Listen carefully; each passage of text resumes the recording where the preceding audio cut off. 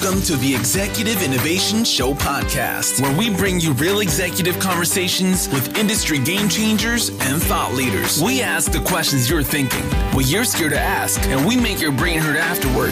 With your host, Carrie Chitsey Wells, co-founder and CEO of One Touch Video Chat, live video interviews, and the nonprofit Humans Helping Humans.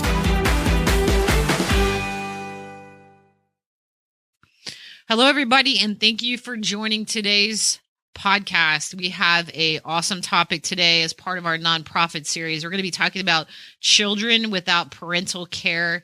We have an amazing guest with us today, and I have my co-host and sidekick with me today, Daniel Miller from Humans Helping Humans. Daniel, how are you? Very, very well. Thank you. Excited to get started. Cool. And we have with us an amazing guest. We have Caroline Boudreaux, who founded the Miracle Foundation to reunite children with orphanages, with their families wherever possible, find loving homes for vulnerable children without a living family member. She is down the road from us in the sunny, amazing Austin, Texas. She's not there today, but she is our neighbor. She has an international nonprofit dedicated to ensuring all children are in safe and loving families by 2040. She's trying to put an end to orphanages, which we love. She has over 160 franchise orphanages and has impacted over 10,500 children. Caroline, welcome to the show. We're so happy to have you. Thank you. I'm glad to be with you. Thanks for the opportunity to talk about these kids, these awesome kids. Yes, you're doing such amazing work with these awesome kids. And I want everybody who has not watched your amazing video on your website with Tissue, I want you to tell everybody about what made you found Miracle Foundation when you came from the corporate world. What got you started? Yeah, came from television, had a good career in television, loved working in television. It was a great career for me. But, I was single and no kids and a lot of money and a very successful career, but just kind of empty, not fulfilled in it at all. And so my best friend and I decided that we were going to quit our jobs and take a trip around the world for a year for fun. So not a philanthropic trip, by the way. No, not anything to save the world or anything, nothing like that. The goal of the whole trip was to chase summer for 1 year. That was the goal. That's awesome. So we went back to her house and spread this world map on the floor and started picking the countries that we wanted to go visit. And she wanted to go to India because she'd been sponsoring a little boy and wanted to go meet him. And I just thought it was baloney. There was no way that kid was real to me. I thought they gave everybody the same picture. It was a big scam. It just like there's no way. And she just said, Caroline, I've supported him every single month for 4.5 years. I mean, I got to go. So I said, okay, fine. But, and she had a picture of him, he and his parents. He wasn't an orphan. He and his parents.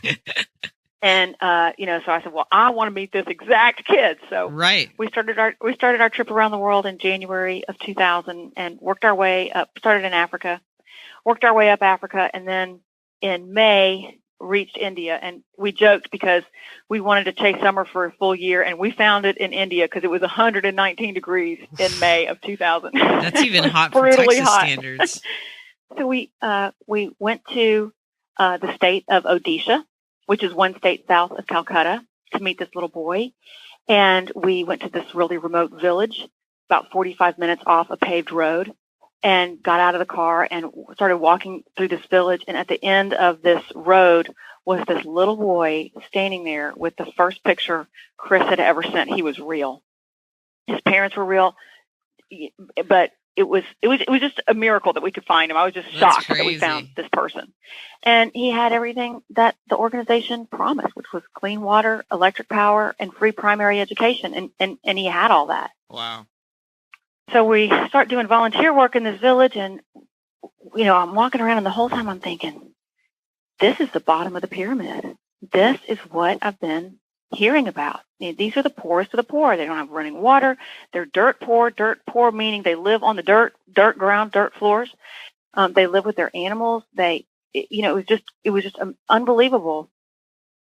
And I really thought I was looking at the poorest of the poor until Mother's Day. Mother's Day of 2000, May 14th of 2000 changed everything for me. My whole life changed in one aha moment. We were in the village, and the director invited us to his house for dinner. We had not been to his house for dinner yet.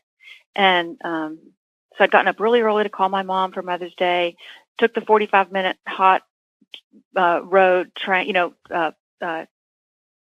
path to get to the village, went and worked in this 119-degree heat all day, and then went to this guy's house for dinner, and we walk into his orphanage. And we walk in, and there's these 110 filthy, bald children just looking at us. I mean, I'd been there for a week. They had been cloistered. It's like, where were these children? Why are they behind this gate? So we had dinner with them. We had a beautiful prayer service with them, and then we were holding them, and we were calling them Velcro babies because they were just all over you, and they were just clinging to every limb, every lap. I mean, they were just clinging to us. It was just so sad. And this little girl came and put her head on my knee, and she was 1. And I picked her up, and when you pick them up, they just push themselves into you. They make themselves heavier than they actually are. They just pull themselves into you. And, I hadn't forgotten for a second that it was Mother's Day, so I sang this orphan baby a lullaby, and she falls asleep in my arms, and I went to go put her in her room, and I walk into her room, and I see these wooden beds, like picnic tables, these splintered wooden beds. And to put an orphan baby on a wooden bed on Mother's Day, when I heard her bones hit that bed, I just thought, unacceptable. Right. I mean, what the hell is going on here? I've been given everything, and they don't have a mom or a dad. This is just nuts. Like the bottom of poor just dropped. This is what poor is. Poor is when no one loves you. That's what poor is. And so the Miracle Foundation started that day because I knew that I could see the potential in their faces, and I knew that they needed a foundation. And I knew that we were miracle dependent. So the Miracle Foundation was born that Mother's Day of 2000, just like I will not allow this in my lifetime. Wow, that is such a heart-wrenching. Daniel and I are over here. We've never had tissue for a podcast, so we're like using our sleeves over here. Well, it's sad. If that's not compelling, why are these kids living like this? This is 20. That was 2000. Now it's 2018. It's even more unacceptable now. Yeah. Or it's 19. It's 2019. Yeah. I mean, if that's not compelling, I don't know what is. Yeah. You made me tear up in your video on your website, but I think you now have the audio version of it that tops your website video. So. Thank you. Yeah, that TED Talk was a long time ago. You could use this audio to get donations. That's amazing. But when you started this and the story, the journey, it's so amazing. And, Daniel and I have similar stories. We both come from, corporate and tech and, started a nonprofit for, the same reasons, right? In a different, kind of industry. But when you first started this, you were helping certain orphanages. And then now you've moved to what you're calling kind of your franchise model where, this is really able to impact more orphanages because you guys have these amazing processes and operations, empowering kids. Talk to us a little bit about kind of how the model, has evolved to where it is today and, how, you're given these plans to really empower these orphanages. Sure. I mean, any entrepreneur will tell you that it's, not a straight line to success. So it's been a lot of trial and error. So we actually started off as an international adoption agency. My first thought was like, wait, why would these kids not end up in a family? Who wouldn't want this angel? These are angels. Who would not want them in their home, to raise them? It'd be a privilege for people to raise these kids. So we originally started out as an international adoption agency. And so we spent the I spent the first 3 years just getting my 501c3 license, and then, finding a name and register and getting your articles of incorporation, and then getting licensed in Texas and then the U.S. and then internationally, and then with The Hague. And I mean, it was just this huge body of work just to get started. And I started working in the international space, in the international adoption space, and I just found it to be really highly bureaucratic and incredibly corrupt. Some of the people that I ended up trying to work with just really, at the end of the day, wanted us to pay for the children, and that was just buying children. And so we never did one international adoption. After all that work, I called all the families and told them that I couldn't do it, that I wasn't going to buy a person. Right. That the ends just don't justify the means in that. And so what had happened was, I had these 6 kids that were available for adoption and these 6 families that wanted them. And so I went to India and started going to see the kids. And that's when the orphanage leaders were saying, if you, $10,000 in cash and $1,000 in check. And it was just like, no, no, I'm not doing that. But what I did do is I visited 26 orphanages on that trip. I wanted to just see the landscape. And that's when I realized, wait a minute, I can work full-time as an international adoption agency. And even if it were smooth, and even if it weren't, if all roads were pure, we could really only get 20 children into a family every year. And what about the other 99 in this orphanage that are not available for international adoption? Who's taking care of them? Who's looking out for them? What about the unadoptable? And so then Miracle Foundation started supporting existing orphanages. We were going into existing orphanages to help them with money and infrastructure. And what we learned there is like, wow, everybody's just doing this ad hoc. They're just making it up. And so that's when we got the idea to create a franchise model. So we found the United Nations Convention on the Rights of the Child. Now, this is a cool document if you don't know about it. It's 30 years old this year. It was written in 1989. And what it is it's a document that the United Nations wrote, and it's been ratified in 183 countries globally. So all 183 countries have agreed that all children, no matter their race, religion, color, creed, anything, background, no matter, have exactly the same fundamental rights. And we know that if you give kids these rights, they can realize their full potential. So Miracle Foundation took the rights of the child, we codified them, and we created an operational model. So think about a franchise, kind of like Starbucks. All Starbucks have the same chart of accounts. They buy coffee, they sell coffee. Yeah. All orphanages have the same chart of accounts. They buy food, they give food. So we made it so it was real systematic and that all of these different orphanages could run exactly the same. So we've done that, and 167 orphanages globally are using Miracle Foundation's model today, which is awesome. 10,750 children. Awesome. Hundreds of them in college. Incredible. That's awesome. Now the thing is, that Shibani Das, and if you go to our website at miraclefoundation.com, you can see her, but Shibani Das, that's the little girl that I picked up and put on that wooden bed that auspicious Mother's Day. She got help from Miracle Foundation. People supported her. They paid for her to go to school and get good food and electric power and healthcare and nutrition and, be protected from abuse and neglect. They paid for her rights to be met. Now, today, Shibani Das is going to college. Wow. She just got accepted to nursing school. She's going to college. That's incredible. That's great news. But here's the thing, and here's the rub. And this is where Miracle Foundation is going to. This is the future. Why did that little girl grow up in an orphanage? Good orphanage, right? She was loved. She had support. She was, but why did she have to grow up in an orphanage? Why didn't she get to grow up in a family like you did, like I did? Why didn't she get that? The best orphanages in the world can't hold a candle to a family. They just can't hold a candle to it. And so while Miracle Foundation works with amazing orphanages, I put our orphanages up to any other orphanage in the world, I'm telling you as the founder, it's not good enough. That's not where they belong. They can thrive in a family.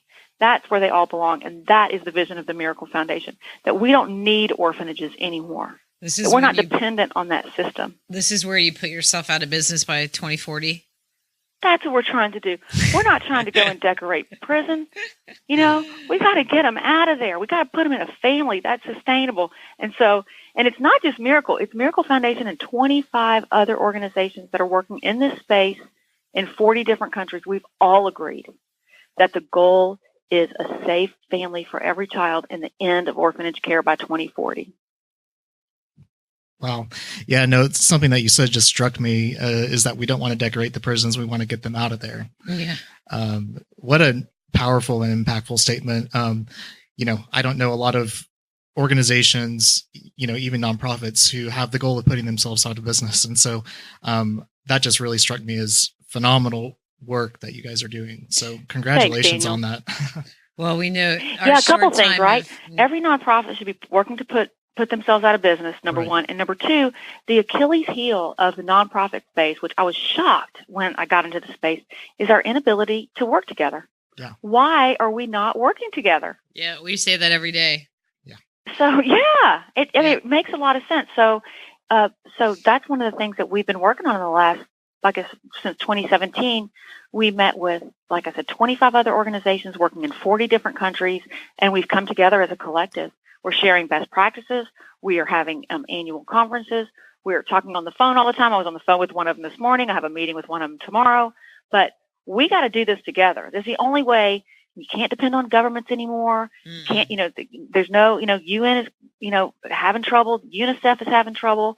So the only way to change the world anymore is for like-minded actors to act. Yes, exactly.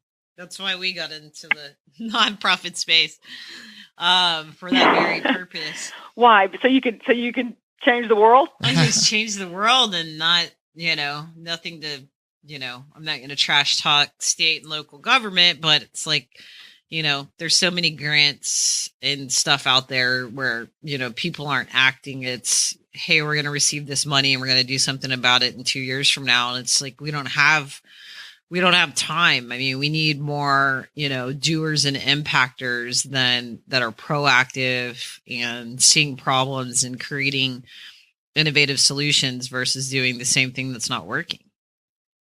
Exactly.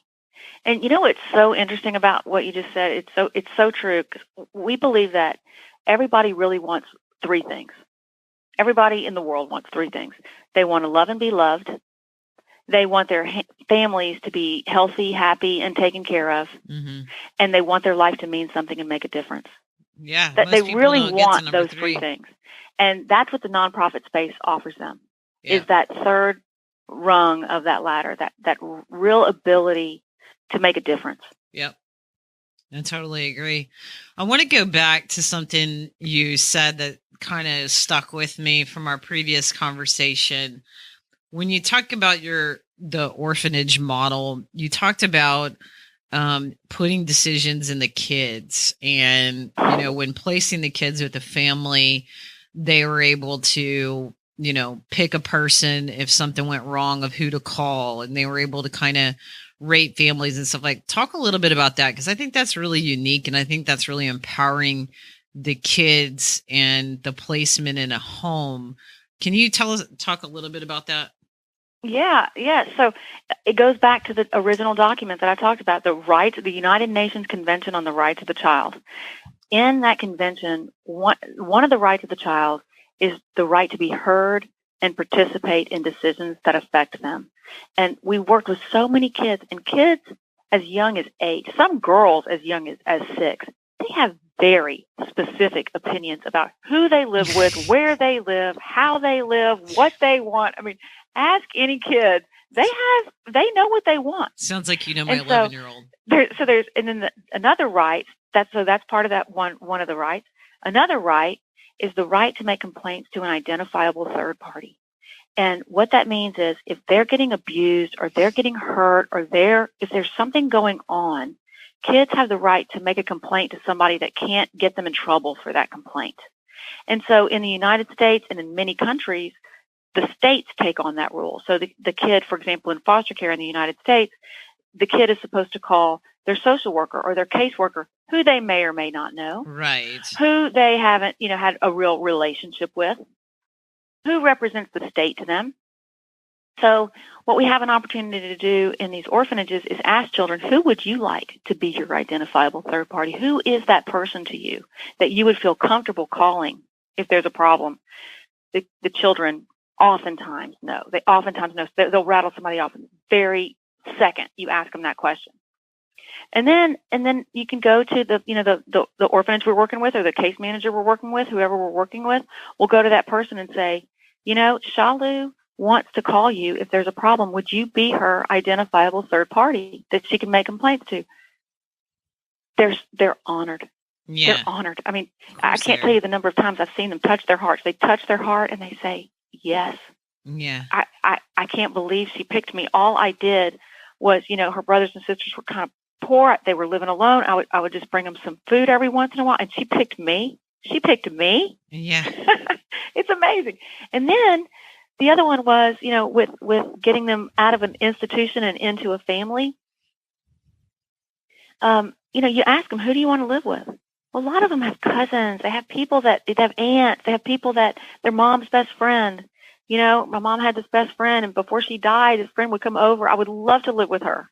And so the kids get to choose who they live with, as opposed to the state deciding what child is going to go to what family without ever thinking about, well, is this an introvert going into an extrovert's home? Is this an athlete going into a musician's home? Yeah. Is this a creative going into an accountant's home? There is chemistry to consider. Absolutely. And kids are great at it. They're great at it. That's awesome. Well, I want to shift gears here a little bit and talk about foster care in the U.S. There's over 500,000 foster kids right here in our own country. And you guys have started really kind of looking at foster families and, what are some challenges that foster families in the U.S. are really going through. What have you found in kind of, coming across, the U.S. and here of some of the issues, whether it's the foster kids or foster families are having here in our own country? Yeah, so it's very interesting. And one of the biggest differences is the driver.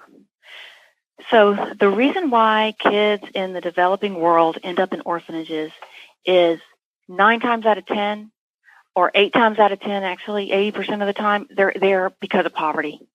Their parents are just too poor to care for them. They're not going to be able to go to work and raise their kids. So these kids end up in an orphanage. In the United States, the main driver is abuse of some kind. Mm-hmm. That includes neglect. It includes physical, emotional, sexual abuse. And today, the biggest abuse is substance. Yeah. Opioid. So the reason children are entering into the U.S. foster care system a lot of times is because of substance abuse. Yep. Yeah. And so the driver is very different. Therefore, the solution has to be really different. In the developing world, it's a little easier. Some people say, if you can throw money at a problem, you don't have a problem. Yeah. Some people say that. So it's easy to solve some of these problems with money in the developing world. In the U.S., solving an opioid problem or an abuse problem is a very, very big problem. Yep. So if you go to the very next level of, okay, so you can't help the parents that have substance abuse. That's a tough thing to figure out on how to solve them. So what's the next thing we could possibly do for children that are separated from their families? And that's looking at foster care families, foster parents. And what we learned is that 67% of foster families quit within the first year. Most children, the average placement of most children in foster care families is 4. They go through 4 families, family after family after family after family. And every time they move, they academically lose 4 months of school. Jeez. They don't physically lose 4 months of school, but they academically lose 4 months of school. And so then the question is, why are these families dropping out after 1 year? What is it that's causing them? What is so hard? Is it the children's behavior? What is it? And what we learned was that the reason they're dropping out is because they don't have enough support. You can't just get the babysitter down the street to come take care of your foster child. That babysitter has to be registered and certified and background checked and fingerprinted. You can't get your neighbor to pick up your kid from dance class or drive your foster kid to their case management system, their case management worker or the doctor or the psychologist or the social worker that has to see them. You have to physically do that, or the person that's driving them has to have certified and background checked and fingerprinted. So you can't work. So you can't work. You can't ask anybody for help. You can't get any support from anywhere. So fortunately, in the state of Texas, the laws have been loosened recently, so it's a lot easier for people to become certified babysitters and certified drivers for children, which is great. And so what happened when they lowered the laws, all these people got certified and background checked and fingerprinted to be babysitters and drivers, but foster families have no idea how to find them. Right. So what Miracle Foundation is doing is we're putting together an app based on your GPS, very much like an Uber. And you can say, we need a certified babysitter on Friday from 9 to 11 because we have jury duty. And that message will go out to all the foster families in that area, and they can agree to it or not. And then after they agree to it and they come and babysit, you can rate your babysitter. So this is something that we're developing, and that if it works, will be great. But it's very much in testing mode. It's MVP right now. It's minimum viable product right now, and we're launching that in February. So next month. Yeah, what I really like about that is the ability to rate the babysitter. Rate the babysitter, and that I think even would encourage the babysitters to be on their best behavior and that sort of thing, so that they keep their positive rating. That just goes to show. Well, yeah, Daniel. And think about it. You don't register to babysit foster kids, without a good heart. Right. Yeah. Exactly. Yeah. Go on care.com and get your own babysit a little bunch of teenagers on there. It's very much like a care.com. Yeah. Very much like a care.com. Yeah. Yeah, exactly. Yeah. No, that's really fantastic. Yeah. Because, we got to care about all kids. It's time. We have to put our foot down. We have to really, all kids are our kids. If they don't have parental care, that means we're their parents. Yeah. No doubt. So is there any other things, Caroline, on the horizon for 2019 that the audience should follow in your journey this year? Well, I'd love your audience to follow our journey. If they want to go to miraclefoundation.org and sign up for updates and newsletters and information, I know that they would be, we publish when children get reunited with their family. We publish when, kids go to college. We publish when they get out of college. They'll get to know about the foster care app, all that. I would just love for people to sign up for our database and get in our database and get information from us. It costs about $1,260 to get a kid a home. Wow. Maybe it's a relative, maybe it's a new family, but that's about what it costs to get children a home. And it also costs around $100 a month to take care of a kid in an orphanage. So, anybody that's listening, if you're supporting Miracle Foundation or any nonprofit, the best way to support that nonprofit is monthly.